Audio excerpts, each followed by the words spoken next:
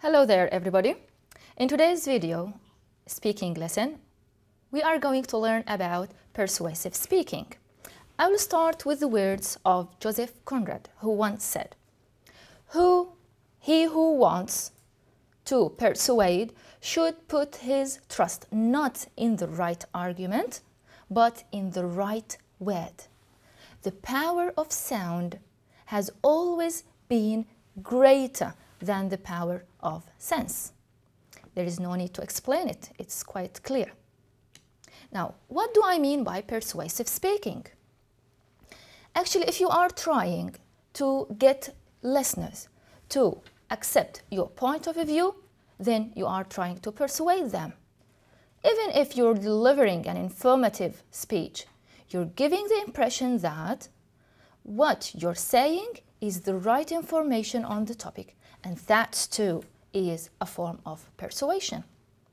Now, what are the methods of persuasion? Greek philosopher Aristotle thought that there are three basically ways to influence people. The first one is credibility, or as he says, ethics. Sometimes we believe something simply because we trust the person. You want to look like you know what you are speaking and talking about. Let's see an example about it.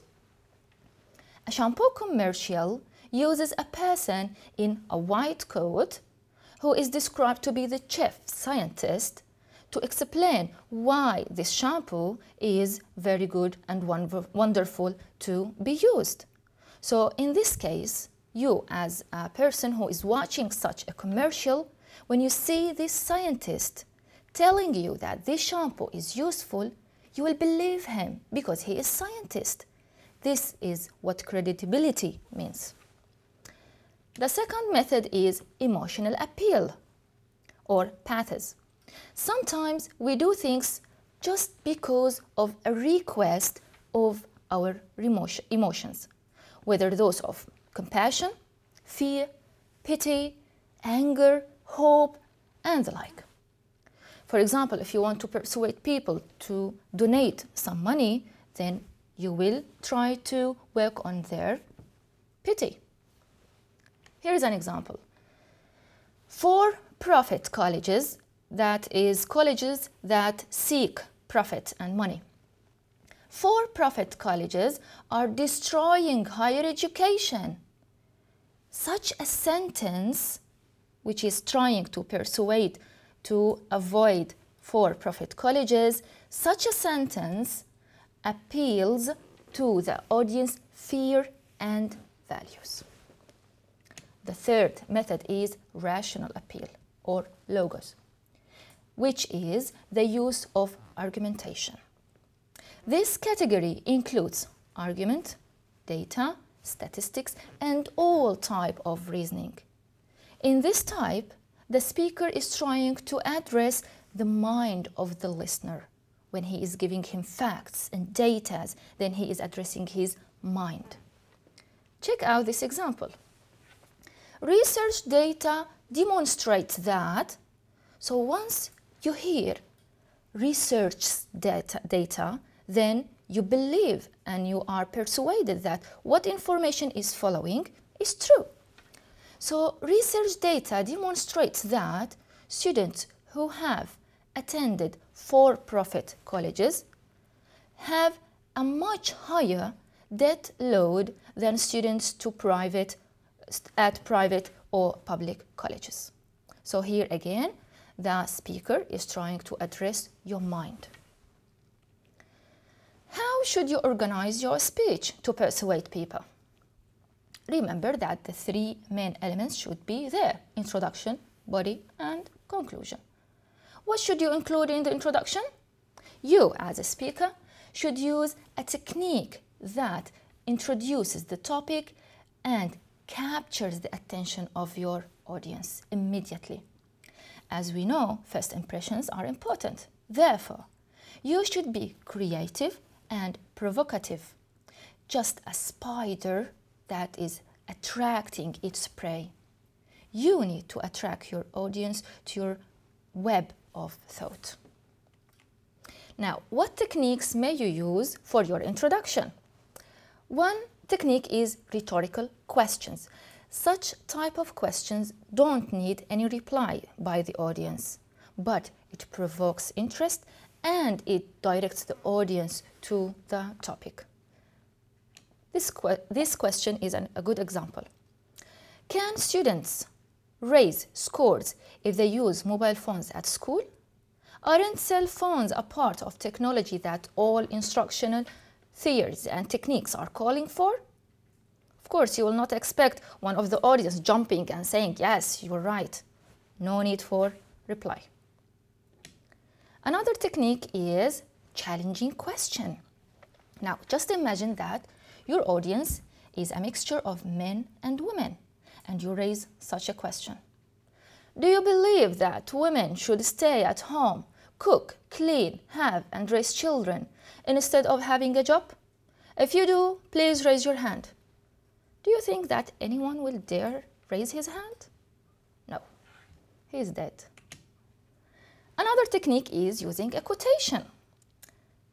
This example is taken from Jane Eyre by Charlotte Bronte. It's about feminism. I do not think, sir, you have any right to command me merely because you are older than I, or because you have seen more of the world than I have. Your claim to superiority depends on the use you have made of your time and experience.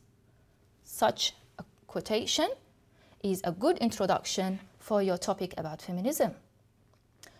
You can use also a fact that elicits human passion or behavior. You can give this example. A Cornell University study found that data 37% of college students' phone conversation is telling lies. People tend to be more truthful in face-to-face conversation and in anything written, such as messaging. You can also use singing lines. You can sing a line from a song. You may read a poem. You can tell a joke or a humorous or personal tale. Or you can talk about a current event. All these can be used as good techniques for your introduction. Let's move to the next part of your speech, that is the body. In order to persuade, you need to give evidence to support your opinion and every claim you are presenting. To do that, you need to give factual information, statistical data such as percentages, bar graphs, pie graphs. You may give sensory details such as pictures, videos, audios. You can mention authorities. That is, you can, for example, refer to a statement given by some famous people.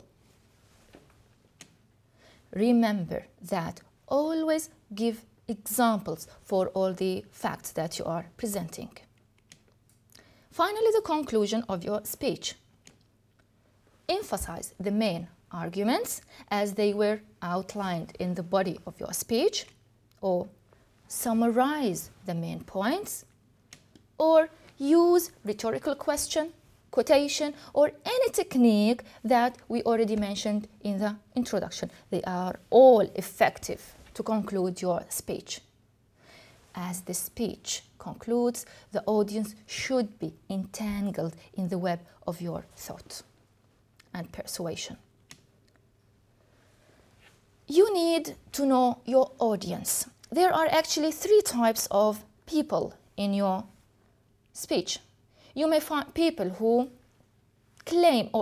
tend to agree with you, people who tend to disagree with you, and people who did not decide yet whether to agree or not to agree. You, in your speech, try to focus on the last 2 groups, the group that did not decide yet and the group that disagrees with you. Try to focus on them and try to persuade them with your beliefs. Now, there are some other factors for your persuasive speaking, that is delivery and language choice. What do I mean by delivery? Here are some speaker protocols, in other words, some tips for you that help you to deliver and give your speech in a very persuasive way. Stand straight, don't lean, and don't sway when you are talking. Speak slowly and clearly, pronouncing your words very correctly. Look at the audience. You need to have eye contact with your audience all the time. Emphasize main points by letting your voice rise and fall. Use gestures and facial expressions to express an idea. And finally, relax. Be proud of your achievement. We said delivery and language choice. What do I mean by language choice? Try to choose very persuasive phrases. And here are some tips for you. Some phrases that may help you. If you want to state facts, what phrases or sentences may you use? You can say, it is vital that, or it has always been unquestionable that, it has, or it is as clear as daylight that, there is no single doubt that, it is undeniable that, or you can just simply say, I'm 100% sure that. These are good phrases. Now, if you want to suggest any opposite probability, in other words, I mean, you are showing the other side of the fact. So how would you present that fact? You may say, you may well feel that, or in ideal world, blah, blah, blah, but in fact, it is, or the fact is that, and you state. Some of you may protest and say that, however, or on the other hand, very simple. Now, if you want to conclude and finish your speaking, what may you say?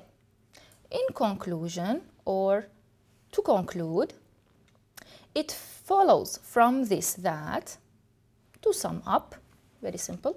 So, therefore, now if you want to use a quotation, so you may say, finally, let me close my speech by these words for the famous writer, his name, who once said, then you give the quotation. This is a very effective way to conclude.